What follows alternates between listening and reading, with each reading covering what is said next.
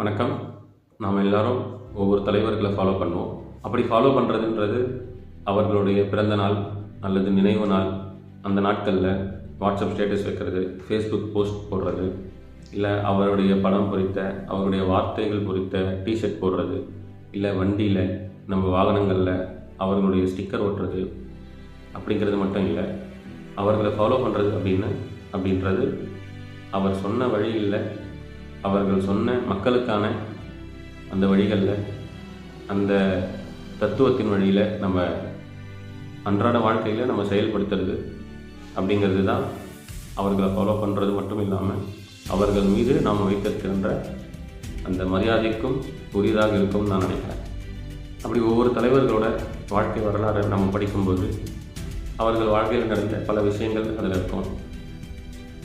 ஆனால் நாம் இதை கார்ல் மார்க்ஸ் அவர்களுடைய வாழ்க்கை வரலாறு படிக்கும்போது மட்டும் இளமையில் நடக்கிற பல மகிழ்ச்சிகரமான விஷயங்கள், ஏழ்மை, வறுமை, பசியோடு இருந்த நாட்கள், உணவே இல்லாத நாட்கள், அடுத்த வேலைக்கு என்ன செய்ய போகிறோம் அப்படிங்கிற நாட்கள், இருக்க இடம் இல்லாத நாட்கள், குழந்தைகள் இறந்த அந்த சோகமான நாட்கள், இது மட்டும் இல்லாமல் தத்துவம், வீரம், காதல், நட்பு, இவ்வளவு இருந்தும், இவ்வளவு ஏழ்மையில் இருந்தும், மார்க்ஸ் இவ்வளவு எளிமையாக இருந்தும் பல நாடுகளும் பல நாட்டு அரசாங்கங்களும் இவரை கண்டு அஞ்சிய அந்த செயல்களையும் நம்ம மார்க்ஸோட வாழ்க்கை வரலாறில் பார்க்கலாம். அப்படி மார்க்ஸோட வாழ்க்கை வரலாறு பற்றிய புத்தகங்கள் நிறைய இருக்குது. ஆனால் மார்க்ஸ் பிறந்தார் அப்படிங்கிற இந்த புத்தகத்தில் மார்க்ஸை பற்றி மட்டும் இல்லாமல் மார்க்சியத்தை பற்றியும் அவர் ஒவ்வொரு காலகட்டத்தில் என்னென்ன செஞ்சார் அதை எளிமையாக அவருடைய வாழ்க்கை வரலாறோடு சேர்த்து கொடுத்துருக்காங்க.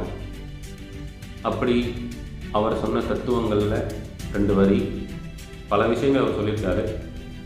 ஆனால் நமக்கு இப்போதைக்கு அவசியமான அந்த 2 வரிகளாக நான் இதை தான் பார்க்குறேன். அதாவது மார்க்ஸ் தன்னோட டாக்டர் பட்டம் ஆய்வின் போது இந்த கருத்துக்களை அவர் குறிப்பிடுறாரு. என்னென்னா, தத்துவ ஞான ஆராய்ச்சிக்கு முதலில் அவசியமாக இருப்பது துணிவான சுதந்திரமான அறிவே அப்படிங்கிறாரு.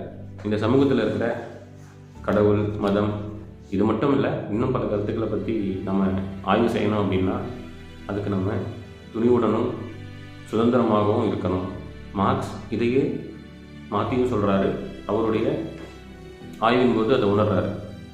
நீங்கள் சுதந்திரமாகவும் துணிவுடனும் நீங்கள் ஒரு கருத்தை ஆய்வு செய்யணும் அப்படின்னா அதுக்கு தத்துவ ஞான பயிற்சி வேணும் அப்படிங்கிறார். தத்துவ ஞான பயிற்சி வேணுங்கிறப்ப அவருக்கு முன்னாடி இருந்த பல தத்துவவாதிகளோட கருத்துக்களை படிக்கிறாரு. அதில் இருந்த பல விஷயங்களை அவர் உணர்றாரு. பல விஷயங்களை அவர் எதிர்த்து கருத்து சொல்கிறாரு. அப்படி அவர் சொன்ன கருத்துக்கள் தான் இன்றைக்கும் மதவாதிகளுக்கும் பெரிய பெரிய கார்ப்பரேட் நிறுவனங்களுக்கும் பல நாட்டு அரசாங்கங்களுக்கும் பயமுறுத்தும் விதமாக அந்த கருத்துக்கள் இருக்குது. அவர் சொன்னது மாதிரியே அந்த காலத்திலேயே துணிவுடனும் சுதந்திரமாகவும் தனியுடைமை பற்றியும் முதலாளித்துவ வளர்ச்சி பற்றியும் மதத்தை பற்றியும் ஆராய்ந்ததால் தான் எல்லா நாட்டு அரசாங்கமும் எதிர்த்தது.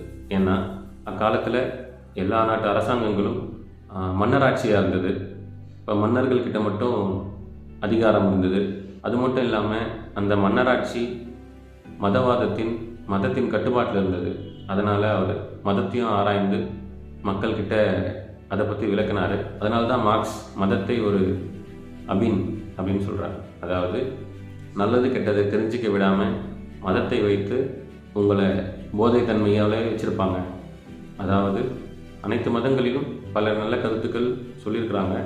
ஆனாலும் அந்த மதத்தை வழிநடத்துகிற அந்த மத குருமார்கள் மதங்களை வைத்து மக்களை எப்படி ஆட்சி செய்கிறார்கள், அவர்களுக்கு ஏற்றவாறு மாற்றுகிறார்கள் என்பதை தான் மார்க்ஸ் ஆராய்கிறார். அதனால தான் மன்னராட்சியில் இருந்த அந்த மதவாத அரசாங்கங்கள் மார்க்ஸை நாடு கடத்துது. அவர் இறக்கும் வரையில் நாடற்ற மனிதராக இந்த உலகம் முழுவதும் அனைத்து உயிர்களுக்கும் சொந்தமானவராகவே இருந்தார்.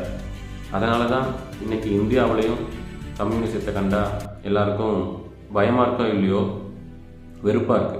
ஏன்னா எங்கள் உண்மையெல்லாம் மக்கள் புரிஞ்சிக்க வச்சுருவாங்க, மக்கள் உண்மையை புரிந்து கொண்டால் மதவாதமும் முதலாளித்துவமும் இங்கே இருக்காது அப்படின்னு சொல்கிறாரு. அதே மாதிரி மார்க்ஸ் அரசியல் ரீதியாகவோ அல்லது சட்டங்கள் மூலமாகவோ மக்களுக்கான மகிழ்ச்சியை ஒருபோதும் தர முடியாது அப்படின்னு சொல்கிறாரு. மார்க்ஸ் சொன்ன ஒரே ஒரு விஷயம், சமூக மாற்றம்தான் மக்களுக்கான மகிழ்ச்சியான ஒரு சமூகத்தை உருவாக்கும். அந்த சமூக மாற்றம்தான் அனைத்திற்குமான தீர்வு. அந்த சமூக மாற்றத்தை உருவாக்க மார்க்சியமே தீர்வு. அந்த மார்க்சியத்தின் மூலம் சோசியலிசத்தை அடைவோம். அதற்கு கம்யூனிசத்தின் வழியே மக்களுக்கான மகிழ்ச்சியான வாழ்வை உருவாக்கணும். இதை தான் மார்க்ஸ் சொல்கிறாரு. மார்க்ஸ் கடைசி காலத்தில் அவர் உணர்கிறார், ரஷ்யாவில் கண்டிப்பாக ஒரு மாற்றம் நடக்கும், அந்த மாற்றத்தின் வரைக்கும் நான் கண்டிப்பாக உயிரோடு இருப்பேன் அப்படின்னு அவர் நினைக்கிறாரு. அதை குறிப்பிடுறாரு. அதற்குள்ளாகவே இறந்துடுறாரு. மார்க்ஸுடைய இறுதி காலத்துக்கு அப்போ ரஷ்யாவில் லெனின் 13 வயது சிறுவனாக இருக்கார். அப்போவே அவர் கம்யூனிஸ்டின் சிந்தனைகளில் அவர் வந்துடுறாரு. லெனினுக்கு முன்னாடியே இருந்த கம்யூனிஸ்டுகள் ரஷ்யாவில் பல போராட்டங்கள், அங்கே இருந்த ஜார்மனர் ஆட்சிக்கு எதிரான கிளர்ச்சிகள்லாம் செய்கிறாங்க. அதை வச்சு தான் மார்க்ஸ் ரஷ்யாவில் கண்டிப்பாக ஒரு மாற்றம் ஏற்படும் அப்படின்னு சொல்கிறாரு.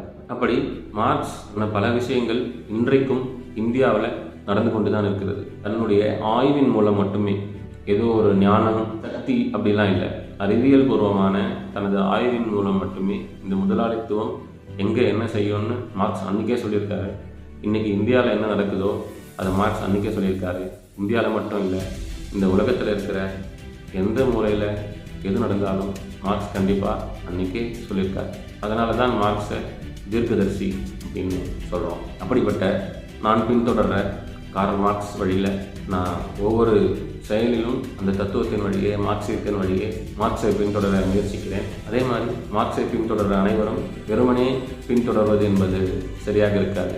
இந்த 2 வரிகளை தத்துவ ஞான ஆராய்ச்சிக்கு முதலில் அவசியமாக இருப்பது துணிவான சுதந்திரமான அறிவே. அதனால் மார்க்ஸ் சொன்னது போல் இன்றைக்கி நம்ம நாட்டில், நம்ம இந்தியாவில் நடக்கிற விஷயங்களை ஆய்வு செய்யணும் அப்படின்னா அதற்கு நமக்கு கண்டிப்பாக துணிவான சுதந்திரமான அறிவு வேணும். அப்படி சுதந்திரமாகவும் துணிவாகவும் நம்ம நாட்டில் நடக்கிற விஷயங்களை நம்ம ஆராயணும் அப்படின்னா அதற்கு சிறந்த தத்துவ ஞான பயிற்சி வேணும். நமக்கு தத்துவ ஞான பயிற்சி வேணும்னா மார்க்சியத்தை படிக்கணும். அதனால் எல்லாரும் மார்க்ஸை படிப்போம், மார்க்சியத்தை படிப்போம்.